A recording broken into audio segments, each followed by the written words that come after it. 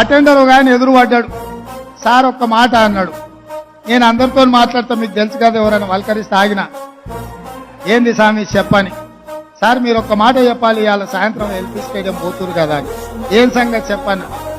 ఏం లేదు సార్, మీరు చెప్పాల్సింది ఒకటే మాట, కంచర గాడిదని ఇంటికి పంపించి రేసు గుర్రాన్ని తెచ్చుకున్నారని మీరు చెప్పండి సార్ అన్నాడు.